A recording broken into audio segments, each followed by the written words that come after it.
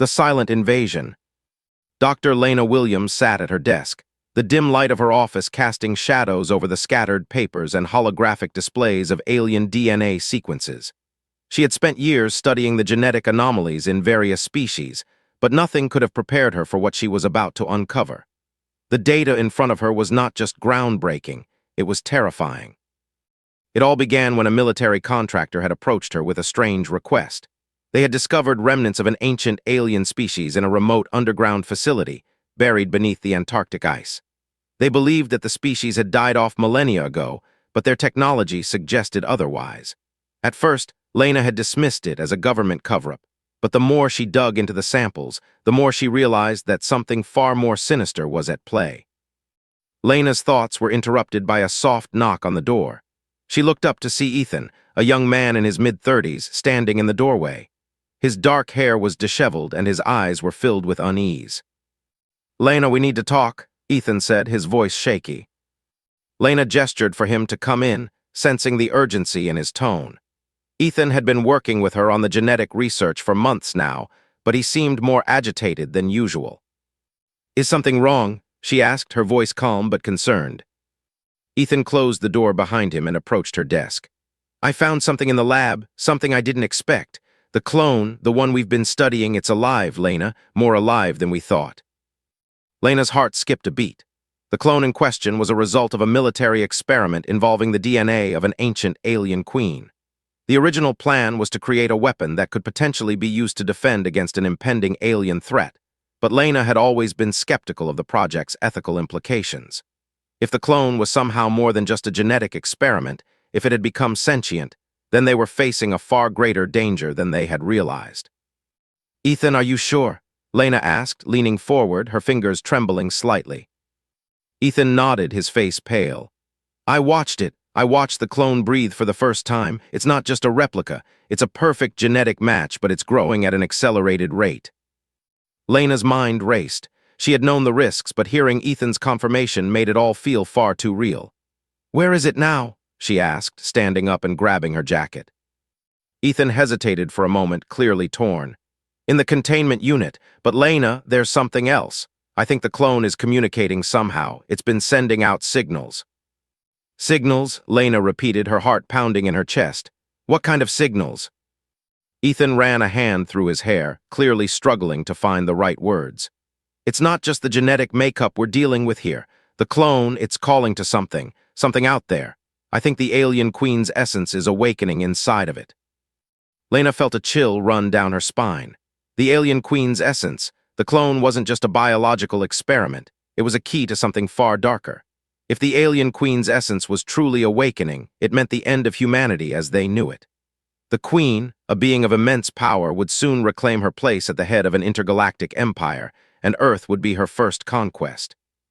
"We need to stop it, Ethan," Lena said, her voice firm. "We can't let this clone live any longer. If the queen is awakening inside of it, we're running out of time." Ethan looked at her, his eyes filled with doubt. "And how do you propose we stop it, Lena? We've been studying the clone for months. It's a part of the queen's DNA. If we kill it, we risk unleashing something far worse." Lena's mind raced as she tried to think of a solution. The clone's rapid growth was a problem, but even more concerning was the idea that it could communicate with the alien queen herself. If the queen became aware of the clone's existence, there would be no stopping her. "We have no choice," Lena said, determination setting in. "We have to neutralize the threat before it's too late." As Lena turned to leave, her eyes briefly met Ethan. The weight of what they were about to do hung heavily in the air.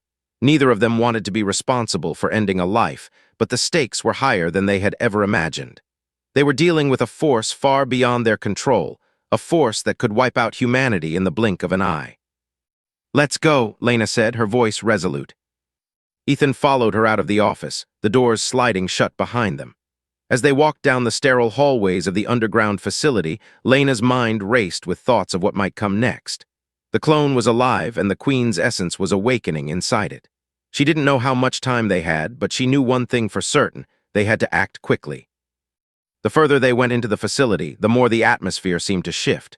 The air felt thick with tension, as if something, or someone, was watching them. As they reached the containment area, Lena could see the glowing red lights above the cell doors, signaling that the clone was being held inside. Ethan took a deep breath, his hand hovering over the control panel. Lena, I'm not sure we can do this. It's not just a clone anymore. I think it's evolving. Lena's voice was calm but firm. We don't have a choice, Ethan. We either stop it now or we risk everything. With a hesitant hand, Ethan entered the access code. The containment door slid open with a hiss, and Lena stepped forward. Inside, she could see the clone lying motionless on the examination table, its pale skin glowing faintly under the fluorescent lights. For a moment, Lena hesitated. The creature on the table looked innocent, almost fragile. But deep inside her, she knew that it was far from harmless. It was the key to humanity's destruction. The clone's eyes suddenly opened, and Lena froze. It was awake. The prodigy's awakening. Adriel had never quite fit in. Her bright blue eyes, more vibrant than anyone she knew, often drew curious glances, but it was the strange energy that radiated from her that caused the real unease. Her adoptive parents, Mara and Nathan, had always thought her different, but they had no idea just how much. Even at 7 years old, Adriel seemed to possess knowledge that transcended her age.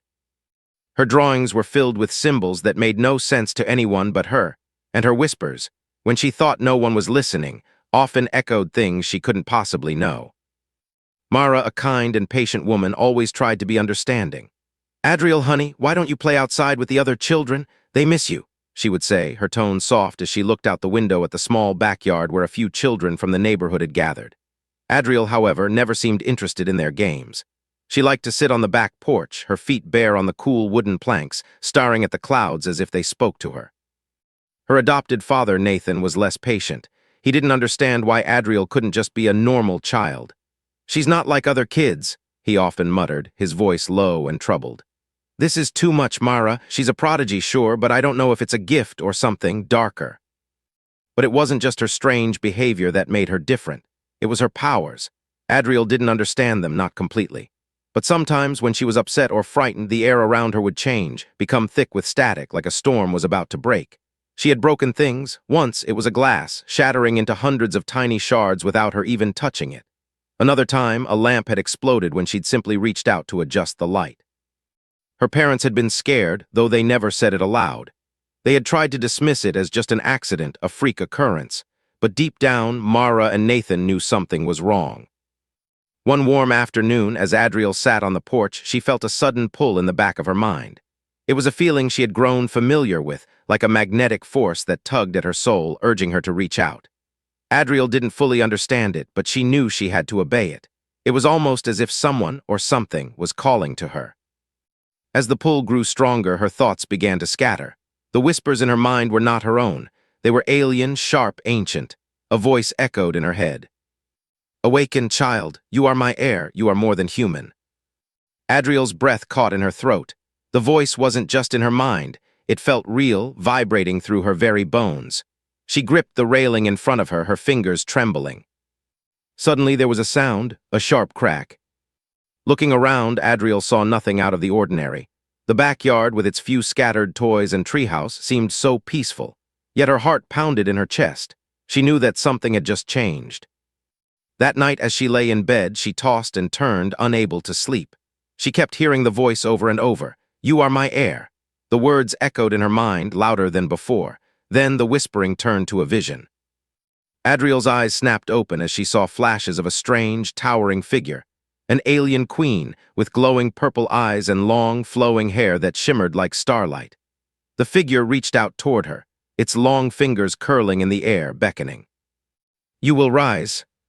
Adriel's heart pounded so loudly in her chest that it drowned out the voice for a brief moment.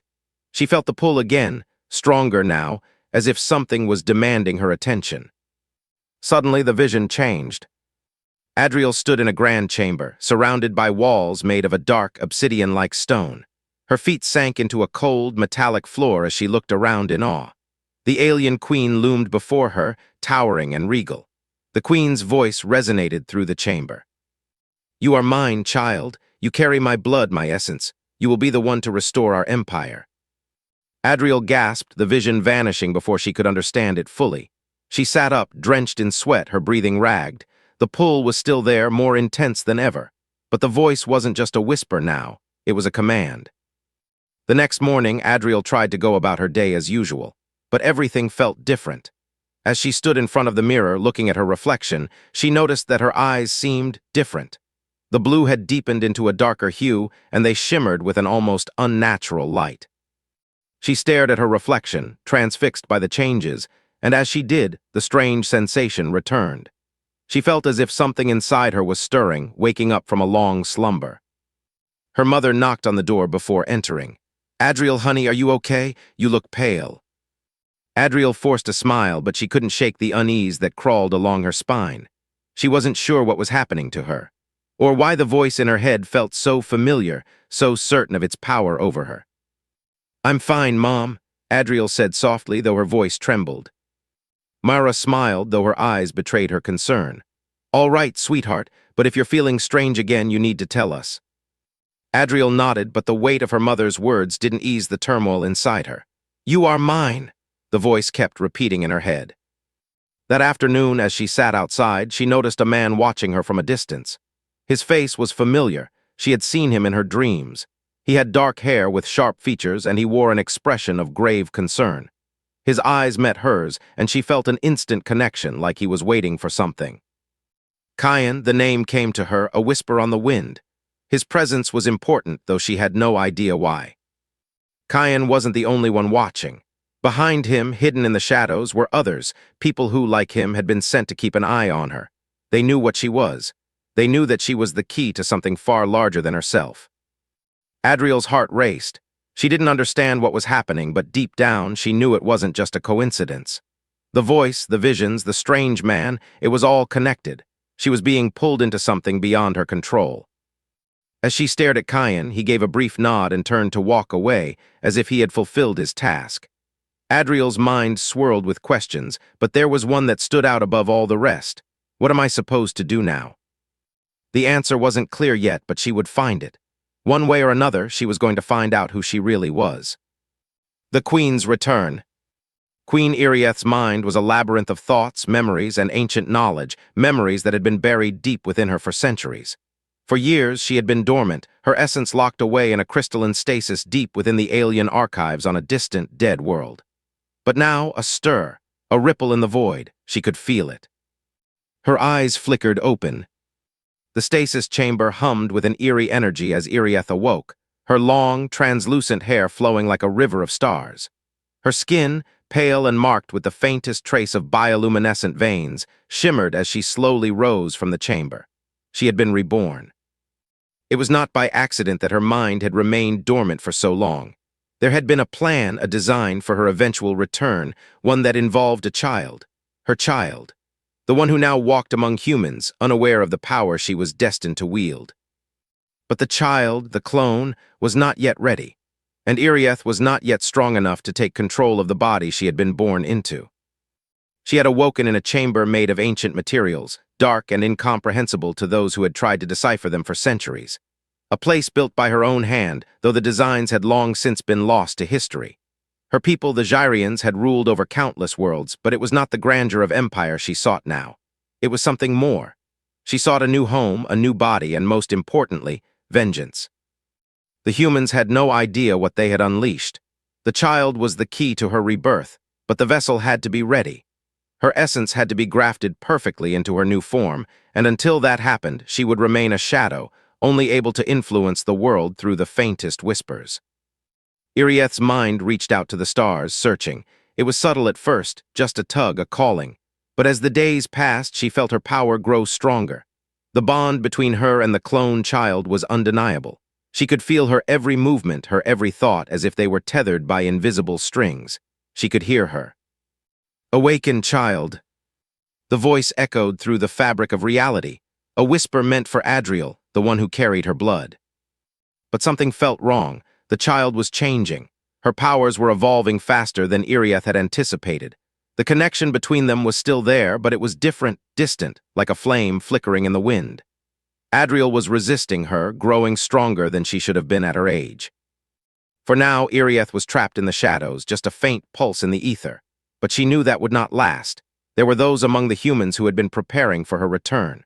Some had already noticed the child's unusual abilities, and others, those with knowledge of ancient alien technologies, were closing in on her. But she would use them to her advantage. Humans were far too eager to understand things they did not fully comprehend. As her senses sharpened, she found herself focusing on the memories of the human scientist, Professor Hollis. A brilliant mind once obsessed with the ancient Jarian texts, Hollis had long since realized the truth of the alien queen's existence. Elias could feel his thoughts, his fear, his growing obsession with the clone. He knew the danger. He had spent years trying to warn humanity of what was coming. Yet no one listened. Elias's lips curled into a smile as she took a step forward, her long fingers brushing the strange alien symbols that lined the walls of her chamber. Hollis was a tool, a means to an end, and in time she would make use of him. Professor Hollis sat hunched over his desk, his eyes bleary from sleepless nights. His once immaculate office was now a clutter of papers, holograms, and half-finished theories. It had taken years of searching, deciphering ancient Jarian texts, and cross-referencing fragments of data to finally uncover the truth. But he had succeeded. The alien queen, the one spoken of in whispers by the few who had managed to access the forbidden archives, was real, and she was waking. The clone, Hollis knew what they had done. The government, in their desperation to defend against a possible alien invasion, had made a grave mistake.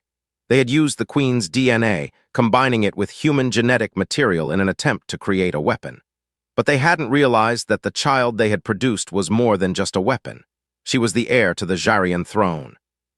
He had found the records, documents that were classified, hidden under layers of military bureaucracy. The Queen's essence had been imbued in the clone, a female child who was destined to inherit her powers and her legacy. But the awakening process had not gone as planned. The clone's powers had developed far faster than they had expected, and now Hollis could sense the growing danger. It was only a matter of time before the child's true nature surfaced. Hollis looked down at the holographic map in front of him, tracing the coordinates. He had discovered that the clone, Adriel, was living in the suburbs of a quiet town. The connection between her and the Queen was undeniable, but what Hollis didn't understand was why the child was resisting the awakening. It was as if she knew something was wrong, as if she were fighting against her own destiny. His thoughts were interrupted by a sudden vibration from the console. A message, a signal weak but unmistakable, a connection to the clone. Hollis' heart skipped a beat. He had been monitoring the signals for weeks, but this was different. He could feel it in the air. The Queen's essence had begun to awaken, reaching out to Adriel, calling to her. It was only a matter of time before the child would give in. But Hollis had to act fast. He needed to find Adriel before the Queen could completely take hold of her. If he could get to her, warn her, maybe, just maybe, he could stop the inevitable. Kyan stood in the shadows, watching the small house where Adriel lived. He had been assigned to watch her, to keep her safe. He had no idea how much longer he could maintain his distance. The pull, the connection to her, was growing stronger by the day. It was impossible to ignore. He had been one of the first to realize that something had changed within Adriel. He had been with the team that had monitored her from afar, watching her grow. But now it was clear. The awakening had begun. Kyan clenched his fists as he watched her through the window. There was no turning back. The Queen's influence was beginning to take root inside of her, and if he didn't act soon, she would be lost to them. He had been trained to fight, to protect, but this wasn't a war with conventional weapons. This was something far more dangerous. I can't let her become what they want her to be. The words echoed in his mind, a whisper of doubt. But Kyan knew what he had to do. He had to protect Adriel from the Queen's influence. He had to keep her from becoming a weapon that could destroy everything. Elias's thoughts drifted across the stars, her presence felt only in the whispers of the void. She could feel the child slipping further away from her, but she would not give up, not yet. She would find a way to reclaim what was hers. The shattered veil. The moonlight spilled across the quiet suburban neighborhood, casting long, delicate shadows over the neatly manicured lawns. It was a peaceful night, the kind that made the stars feel close, as if they could be touched with a simple reach. Yet beneath this calm, something far darker was stirring. Adriel stood in the center of the backyard, her arms hanging loosely at her sides. The cool evening air ruffled her hair, but she didn't feel it. Her thoughts were far away, drifting in the void, following the whispers that had been growing louder in her mind. Awaken, child, you are mine. You are the one to lead them all. She closed her eyes, feeling the connection tightening, the pull becoming stronger. It was more than just a voice now. It was like a force, a physical weight pressing down on her chest. The alien queen's presence was undeniable, and the child she was destined to become, whether she wanted it or not, was already inside her. In the distance, Kyan watched from the shadows. He had been tasked with keeping an eye on her, but lately he'd found it harder and harder to stay detached. The pull of the queen's influence was starting to affect him too, tugging at his very soul, reminding him of his purpose. He had seen the way Adriel's powers were growing, seen the signs that she was on the edge of fully awakening. If she fully embraced the queen's essence, nothing would stop her. And if that happened, humanity would never be the same. He couldn't let that happen. Moving silently through the trees, Kyan made his way closer to the house. He had to act quickly. He knew he wasn't alone. The others, agents of the government, people who had been watching Adriel since her birth, were coming. They had learned too much. And while some thought they could control her, Kyan knew better. She couldn't be controlled, not like that, not as a weapon. Adriel's body trembled slightly, a subtle ripple of power that passed through her like a surge of electricity. She opened her eyes, and for a moment the whole world seemed to still. Her gaze turned toward the woods, toward Kyan. There was no doubt in her mind that he was there, watching her, waiting. But why was he here to stop her, to keep her from her destiny? "You will come to me," the queen's voice rang in her head, louder now, more insistent. "You are my heir, you belong to me." Adriel's breath quickened, her fingers curling into fists. She could feel the queen's power rising inside her, threatening to overtake her will, to drown her in the need to obey. Her heart pounded in her chest, her body aching with the strain of the internal battle. She couldn't let it happen. She couldn't let this alien presence take over her life, take over everything she had known. But deep down, she knew the truth. The queen's essence was a part of her, written into her DNA, embedded in every cell. She couldn't escape it. She was the heir, the one who would rise and lead, no matter how much she resisted. Just then, a noise from the woods snapped her attention back. Kyan stepped forward, his silhouette barely visible in the shadows, but his presence unmistakable. Adriel froze, her heart racing. "Adriel," Kyan's voice broke the stillness of the night. "You don't have to do this. You don't have to become what they want you to be." Adriel's gaze flicked to him, her mind a whirlwind of confusion. He sounded so certain, so calm, but she knew what he was really saying. He was trying to stop her. He was trying to stop the awakening. "I can't," she whispered, her voice barely audible. "It's already inside me. I can feel it. It's too late." Kyan stepped closer, his eyes filled with a mixture of concern and regret. "It's never too late, Adriel. You don't have to follow that path. You don't have to become what they made you." The pull from the queen inside her began to intensify, like a thunderstorm brewing in her chest. Her entire body was vibrating with it, with the power that was hers by birthright. She could feel it in her blood, in her bones. The moment of truth was coming, whether she was ready or not. But Kyan's words, his plea, pierced through the haze. She looked at him, really looked at him for the first time. He wasn't just an agent sent to watch her. He was someone who cared. He wanted to protect her, to keep her from becoming something terrible. Adriel's heart twisted, torn between the two worlds, the one she had known and the one that was being thrust upon her. For a moment she was paralyzed, her mind scrambling for a way out. Could she fight this? Could she fight what was inside her? Or was she doomed to become the queen's vessel, the one who would bring destruction to everything she loved?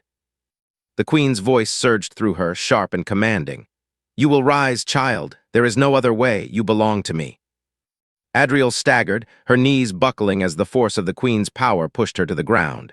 Her hands trembled, her skin slick with sweat.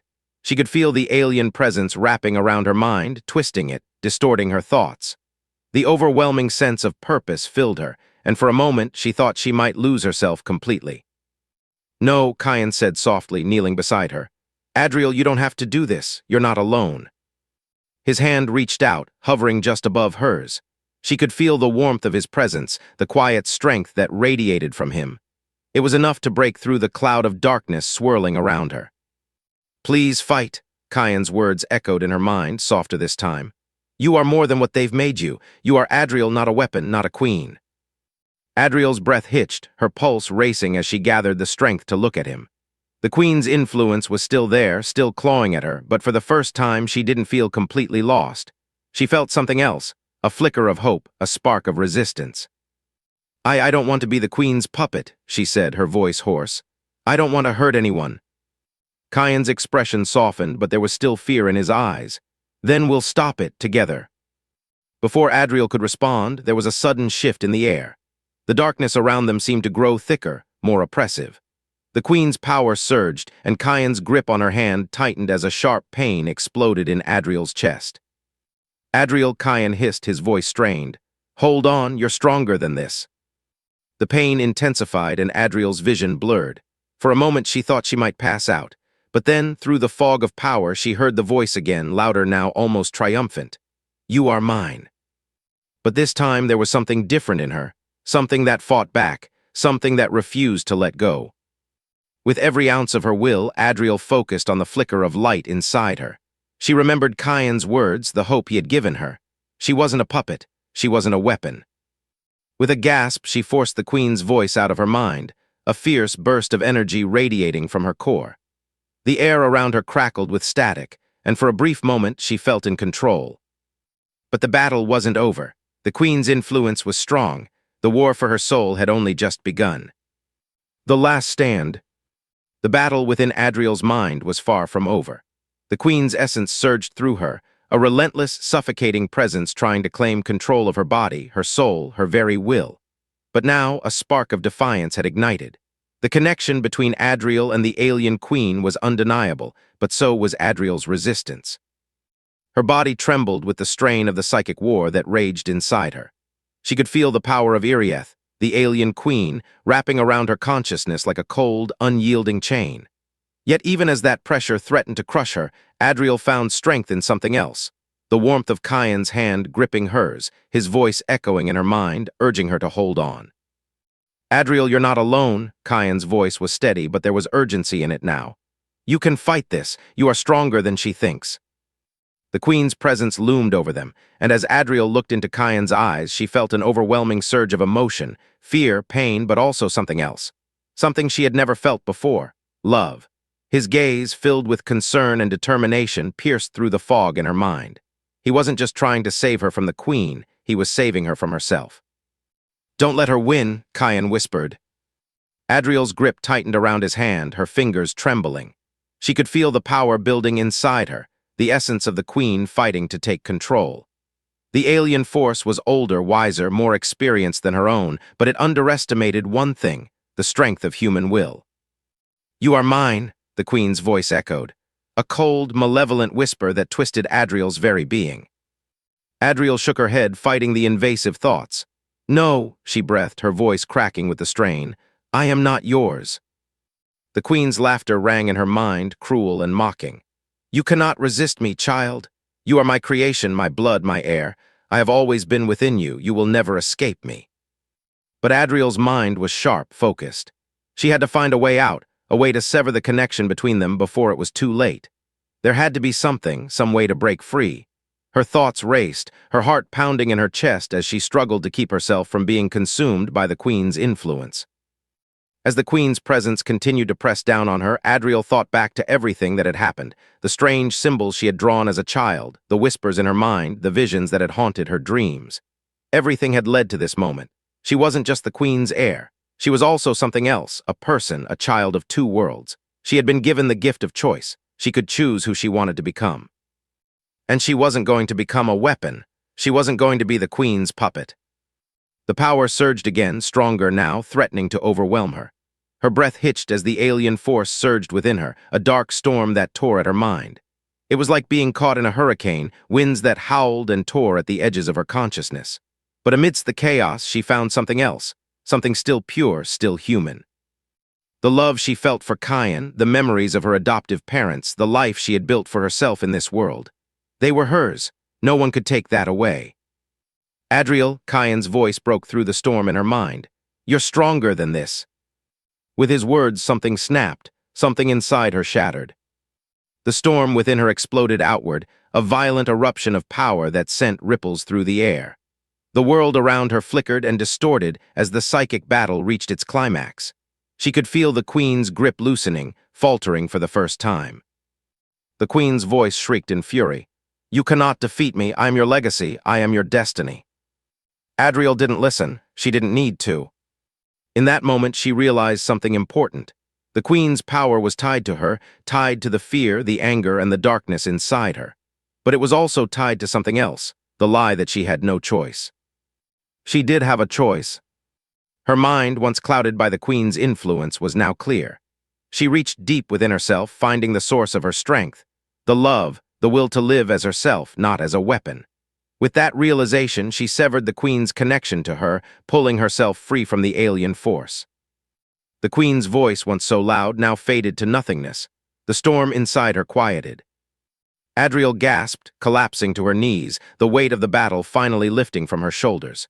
The air around her seemed to settle, the world returning to its quiet, normal state.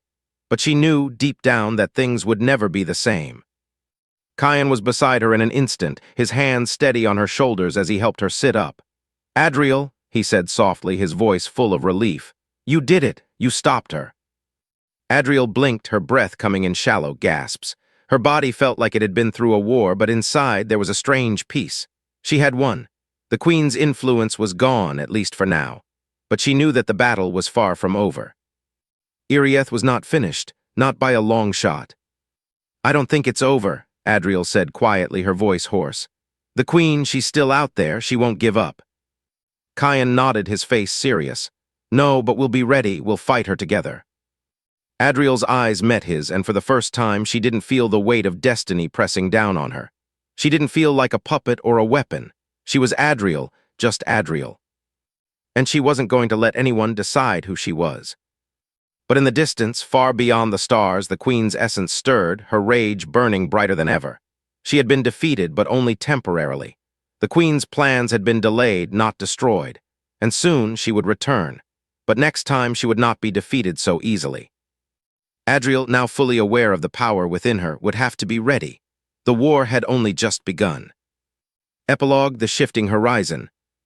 Adriel stood at the edge of the forest, staring out at the horizon. The sun was setting, casting the sky in hues of red and gold. For a brief moment, everything felt peaceful, but she knew better now.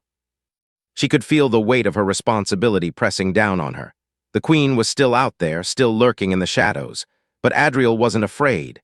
She had faced the darkness inside her and won. And now she was ready to fight for her future, for the future of everyone she loved. And this time she would not be alone.